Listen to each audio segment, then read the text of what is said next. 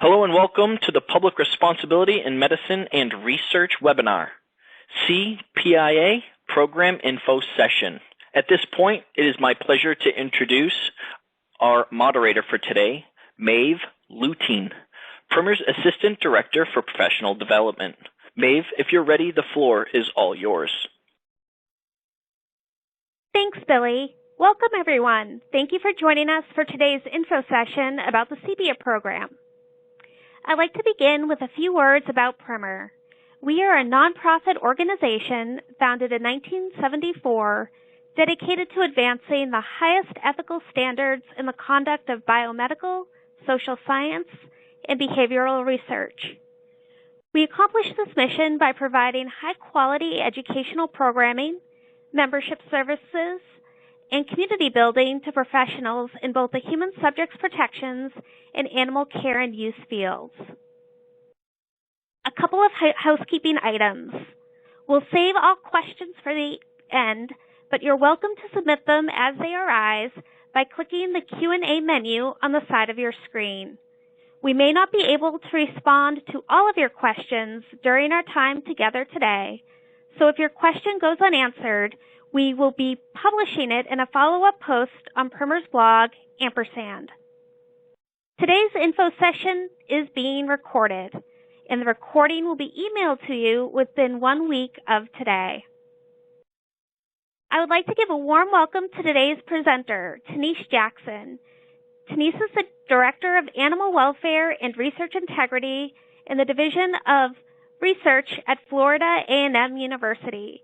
Tanise also serves as chair of the CPIA Council. Tanise, if you're ready, the floor is yours. Thank you, Maeve. Good afternoon and welcome to today's CPIA Info Session. PRIM&R established the Certified Professionals in IACUC Administration program in 2007 in response to community feedback for a certain program specifically targeted to IACUC professionals. Since its inception 11 years ago, more than 600 individuals have become CPIA certified. The purpose of the certification is to improve the quality of animal care and use programs nationwide by providing ethical practices and advanced knowledge of IACUC administration. The CPIA credential constitutes formal recognition of an IACUC professional's broad knowledge of IACUC functions and expertise in administration of animal care and use programs and the applicability of regulations. It strengthens the quality of animal care and use programs by providing an established body of relevant knowledge and national standards of practice in IACUC administration. The CPIA credential formally recognizes IACUC professionals' broad knowledge of IACUC functions and expertise about the administration of animal care and use programs. The CPIA credential has become a sought-after commodity for employers. Over the past few years, more and more job descriptions have either mandated or preferred that candidates be certified. This signals that by becoming certified, credential holders invest in their own marketability for future employment. The CPIA exam is open to those whose primary job responsibilities include substantial involvement in and overseeing, administering, or performing the daily activities of an institutional's Animal Care and Use Committee program.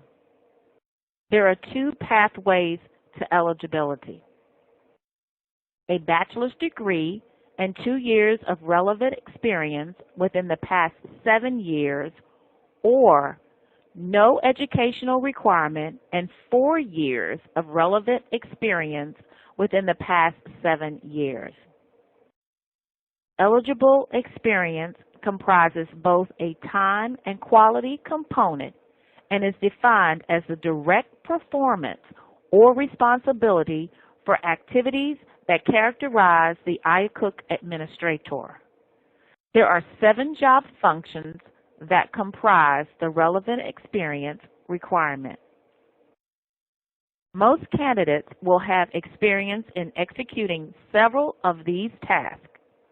In order to be eligible, exam candidates must coordinate these activities on behalf of the IACUC and not on behalf of other offices involved in animal research oversight.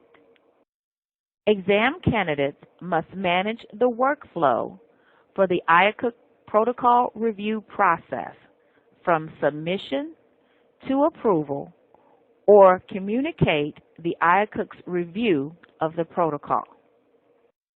This excludes drafting protocols on behalf of investigators. Eligible candidates must coordinate the facility inspection and program review processes. This includes development of the semi-annual report, documentation maintenance, and ensuring all appropriate areas are identified and inspected. This excludes those who participate in facility inspections as IACUC members or facility staff members.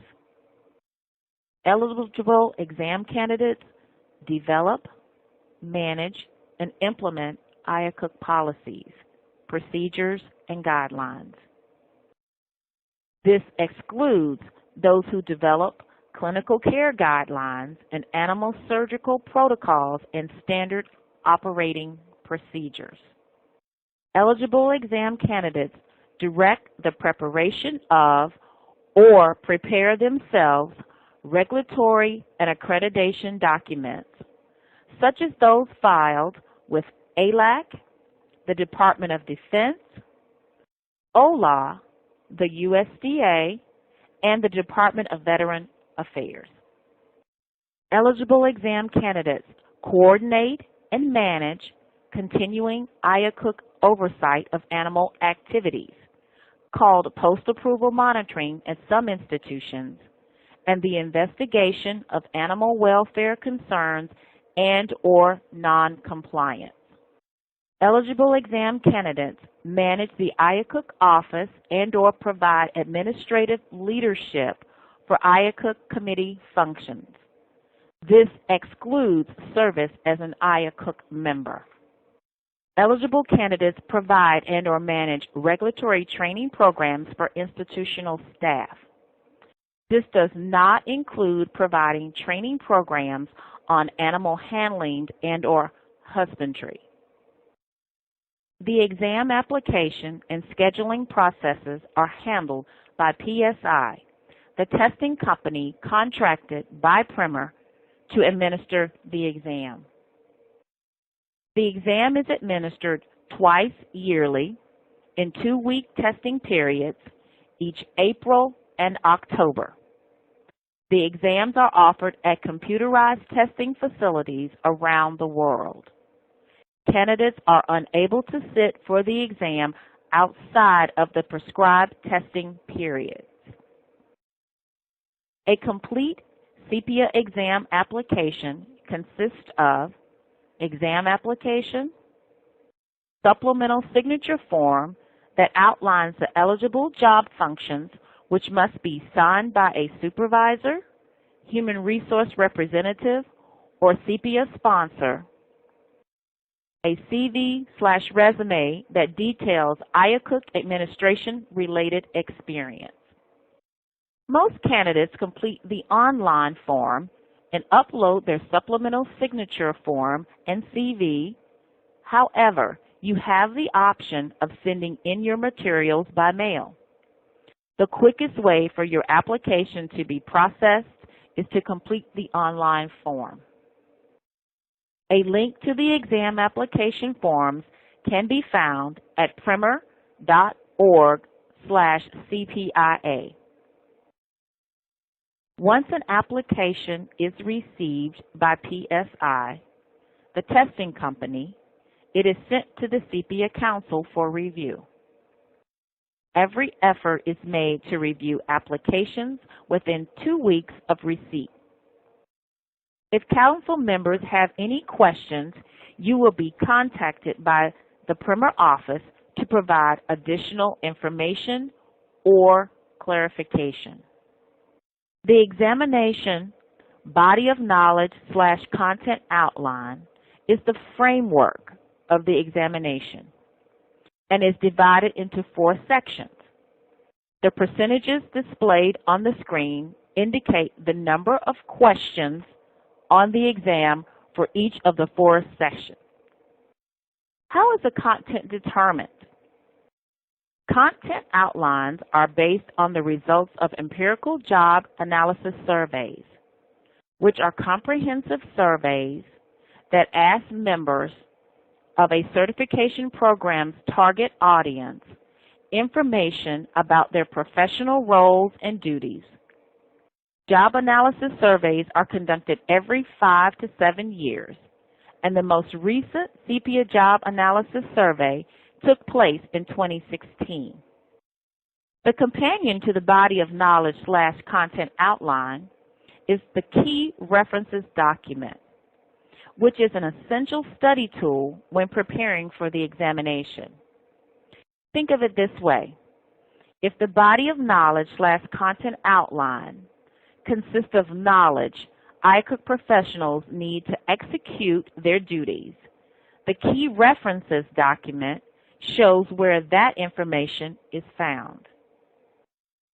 The Key References list the source documentation for each of the examination questions and includes federal regulations, policies, guidance, and FAQs. All of the key references for the CPIA exam are freely available to candidates and are easily found online. Beyond these items, the CPIA handbook also includes a list of other resources and study aids. The CPIA exam is a computer-based, and candidates have 4 hours to answer 250 objective multiple-choice questions. This is a closed book exam, and the candidates are unable to bring any reference materials into the testing center. While taking the exam, candidates have the ability to bookmark questions they want to return to later, and they also have the ability to leave comments on the questions. All of these comments are reviewed by the testing company and are referred to the CPIA Council.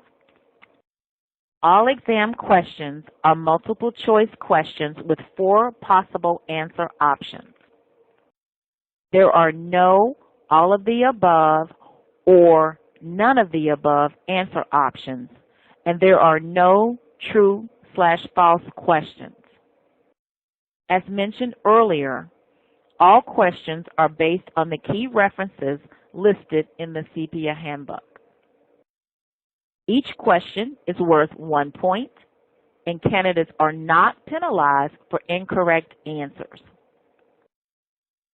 Exams are not scored until after the testing period closes. This allows the psychometrician to carefully review the results and identify any potential problems. Candidates generally receive their results within 5 weeks of their testing date. PRIM&R sends those who pass the exam a certificate and lapel pin.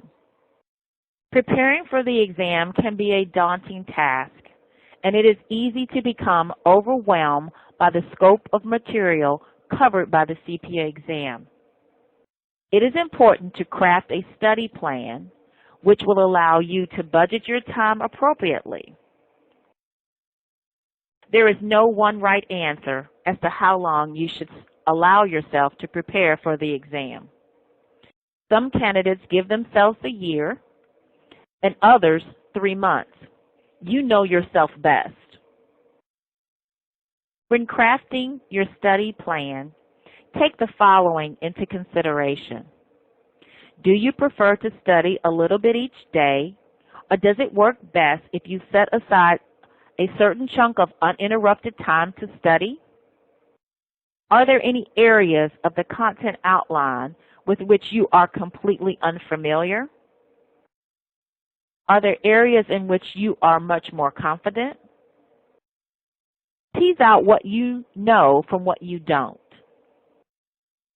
You want to use your time wisely and avoid spending too much time on material you know well, and shortchange yourself on less familiar topics. How do you best learn new material? Is it by reading? Is it by writing notes? Is it by doing, or is it by listening? Do you prefer to study alone, or do you prefer to collaborate with others? Do you know anyone who has taken the exam? Do you have colleagues who are also sitting for the exam? It's inevitable. Preparing for the CPIA exam will require you to read and reread the federal regulations and keep track of what is required under the different agencies. This can sometimes be difficult when your day-to-day work doesn't involve a particular agency. Many CPIA exam candidates have shared that they were successful in retaining information by creating their own flashcards as well as their own comparison charts, flow charts, and decision trees. Some exam candidates who were auditory learners have found it helpful to record themselves reading study notes, guidance, or the regs, and listening to the recordings during their commutes. Others find it helpful to have webinars and webcasts on in the background while multitasking. Sometimes it is easy to forget that going about your day-to-day work is a phenomenal study tool on its own. Instead of going on autopilot, try to think critically about why you are performing that particular function. Is it to fulfill a regulatory duty, or is it an organizational implemented policy? One of the biggest problem areas for exam candidates are distinguishing internal policies from what is federally mandated. If you belong to a listserv, keep those emails in a folder and begin to review the questions and responses. There could be a thread about a topic on which you need some insight. As you go about your work, jot down the questions you have. Are you needing to consult a particular regulation or a particular section of the guide? Doing this will help you keep track of the topics that might require some extra studying. If you are looking for some feedback from others or are trying to get a sense of how to organize your planning, check out the Facebook and LinkedIn CPIA study groups, which are there to help facilitate exam-related networking. There are some free online tools and apps such as Quizlet and Flashcard Machine, which allow users to create their own study questions and tag them for others to use. Study groups are another popular way to prepare for the exam, but creating a group or even finding a study partner can sometimes be challenging. Study groups are especially helpful when members are able to bring complementary experience to the table. It is especially helpful when members who work at organizations that do things differently, as it highlights for study group members those areas in which their organizational policies and the federal regulations diverge. Study group members also have the added benefit of being a support system for one another as they prepare for the exam. Finding a mentor can also be beneficial. Not only would you get that person's perspective on preparing for the exam, but such a relationship would give you some insight into the impact of becoming CPIA certified. PRIM&R, as well as other professional organizations, has a formal mentoring program for members.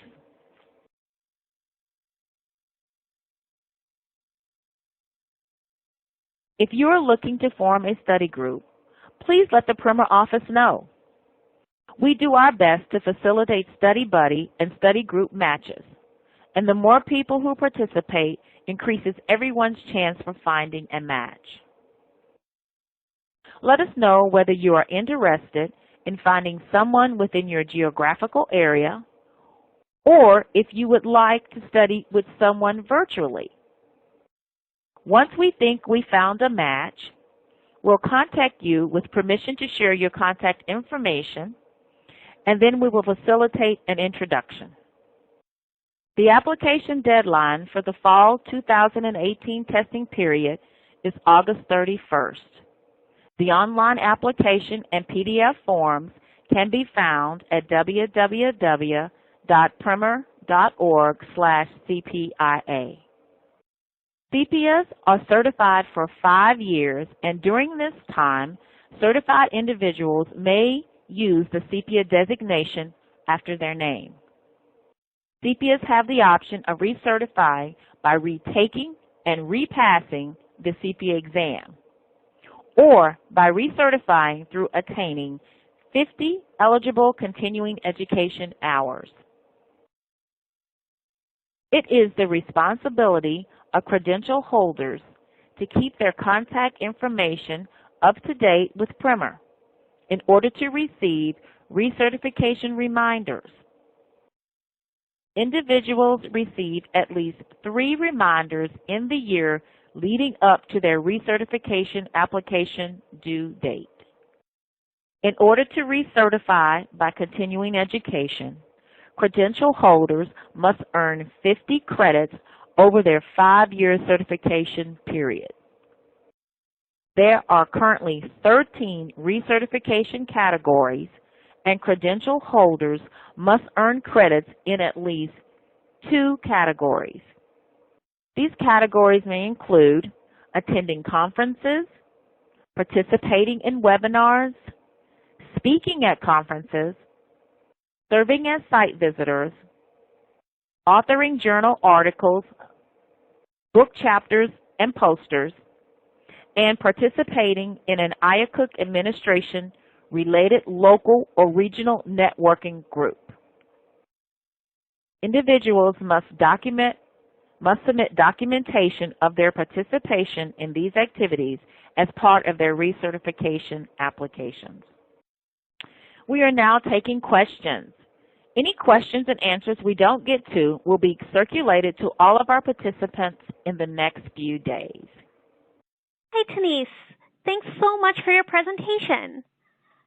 So the first question we have here is from somebody who said that they're concerned that they don't work with the VA or the DOD, and they were wondering if they don't have that day-to-day work, would they still be able to pass the exam? And the person's very worried. Do you have any advice? Don't let it deter you. All exam candidates will find different areas of body of knowledge/content outline to be particularly challenging. In 2016, we began asking candidates to indicate on their application forms whether their institutions were ALAC accredited, PSH assured, USDA registered, DOD funded, or VA funded. Based on that information, we know that about 20% of those who passed the exam in the past 2 years work at organizations funded by DOD, Department of Defense, and 21 work at organizations that are funded by the VA. Well, those are really interesting figures. The next question we have is from someone who is wondering whether there's any advantage to sit for the exam at the beginning of the 2-week testing period or at the end of the 2-week testing period. When you sit for the exam would be a personal preference. Some people purposely schedule their exam appointments for the last couple of days of the testing period to get some extra time to study. One thing to keep in mind is that if there were to be an unforeseen event, such as inclement weather or medical emergency, it is easier to reschedule candidates who originally selected an earlier date within that testing period. Someone just asked, what do I do if I think that an exam question is wrong when I'm taking the test? Each exam page has a comment button, which allows exam candidates to offer feedback on exam questions and/or its answer options. As part of the exam scoring process, the psychometrician reviews all comments and shares the substantial comments with the CPIA Council for review. Thank you. Someone else just asked, what is the pass-fail rate for first-time test takers? It's somewhere approximately around 75%. And I just want to jump in there and let people know that 75% takes into account the entire course of the past 11 years that we've had the program. We do not release that number for particular testing cycles just because those numbers are so small, they kind of don't mean anything on their own. But I believe that 75% figure is from the entire course of the program. We have somebody who wants to know, why can't they get their exam results right away? And that's a good question, because with a lot of programs, you take an exam and you find out immediately. The testing company waits until after the testing period ends to score the exam. This allows them to look closely at the results, review comments left by the candidates, and identify any potential issues with the exam question. Thank you, Denise. We have somebody else who is asking, how many times can you recertify using continuing education before you have to sit for the exam again? Well, for the CPIA exam, there is no limit. So you're able to recertify by continuing education as long as you complete it within the time frame and you're able to keep the credential and the letters and using the acronym after your name. We have someone who is wondering where the testing sites are located and when do you take the exam in the 2-week period. They also want to make sure that they're remembering correctly that the exam is not scored until the end of the 2 weeks, and you just answer that question. But I can kind of jump in here. The testing sites are located around the world. There's a testing site location map. When you go to the CPIA page on PSI's website, there's a Locate the Testing Center button, and you click that, and then you input your area code, and it will give you the list of the 10 closest testing centers. And I know that there are testing centers located in all metropolitan areas of the United States, and they're also available around the world. Although we have a few people who've taken the exam who live outside the country. But most everybody who is a CPIA is located within the U.S. Our next question, someone is wondering, when there's an issue with an exam question, is that question, quote unquote, tossed out? There is no penalty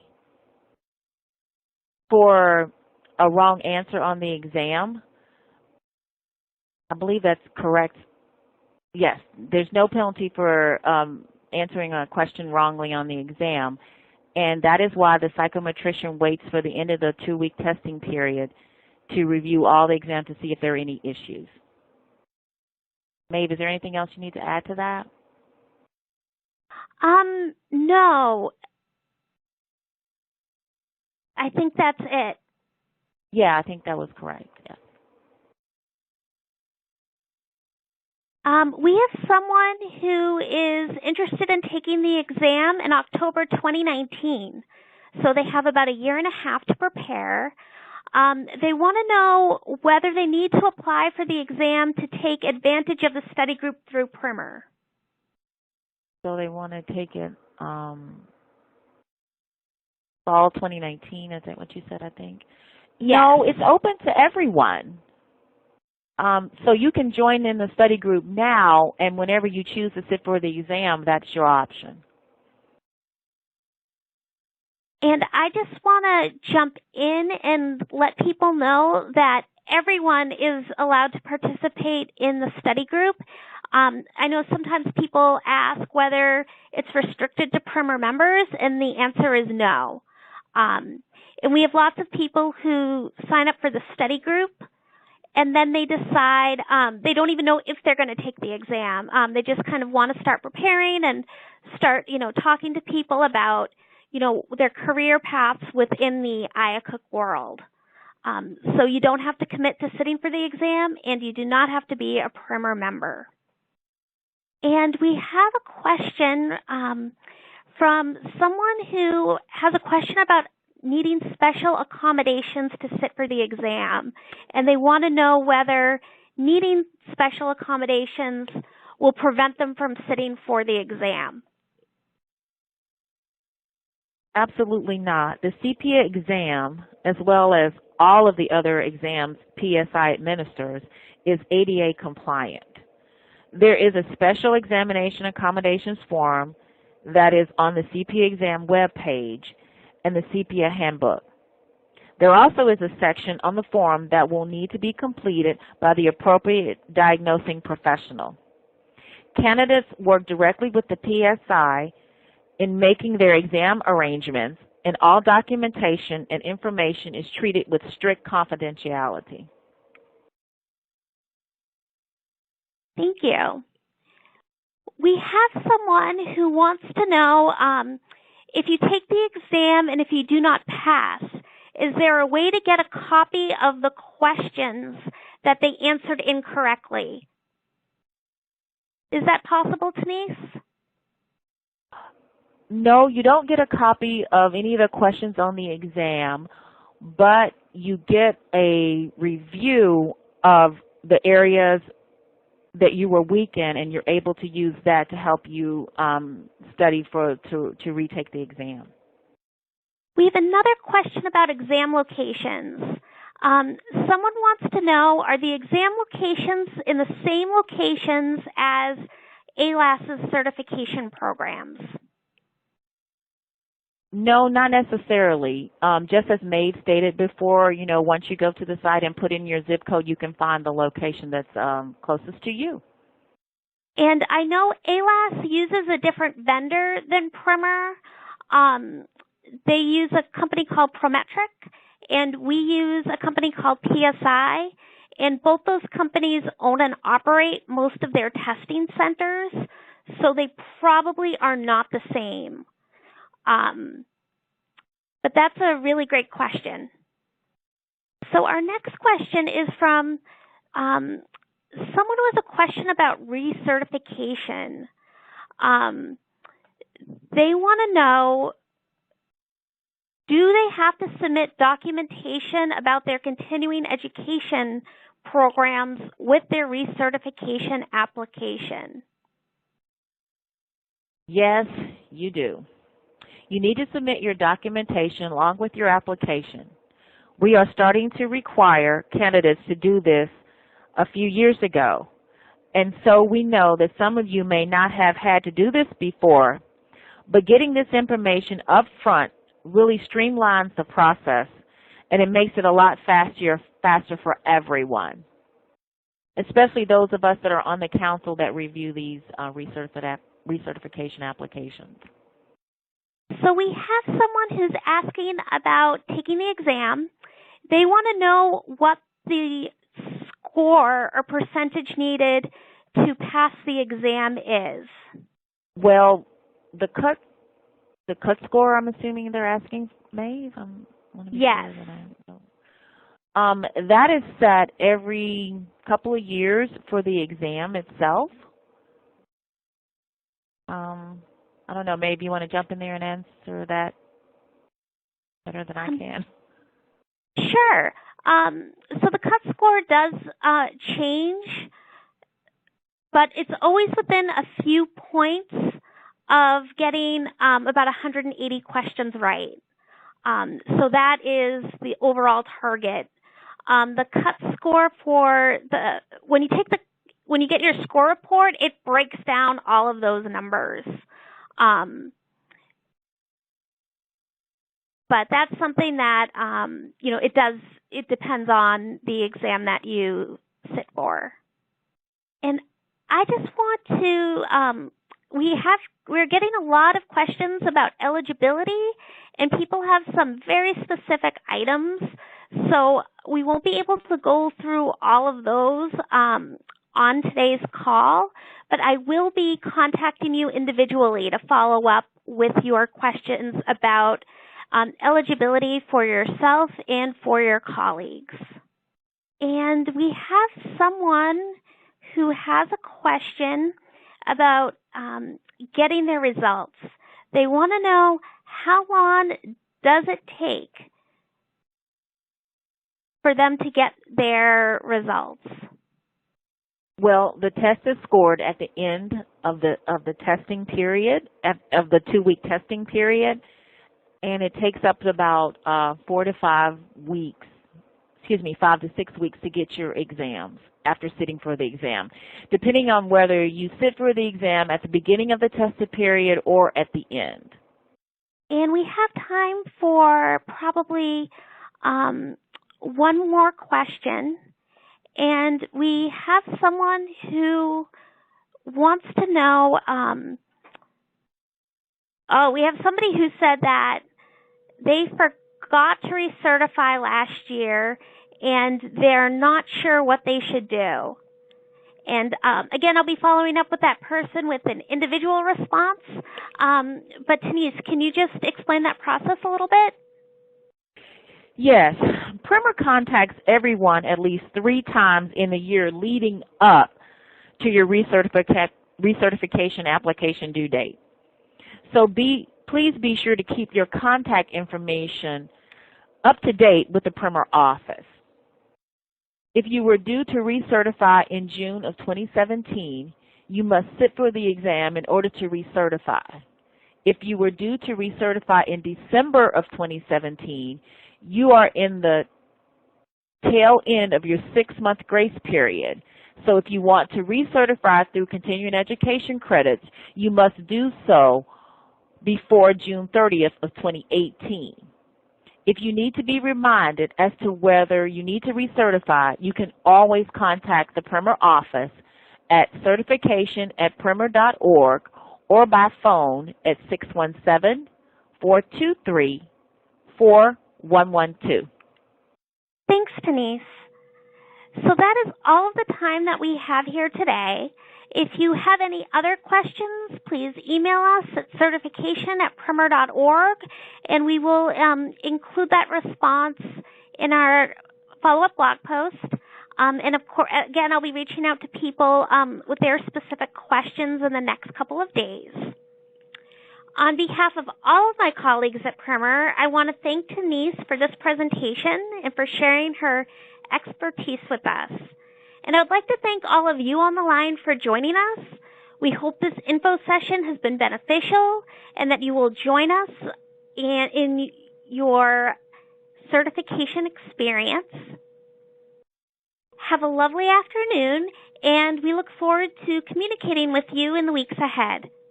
Thank you. You may now disconnect. Thank you.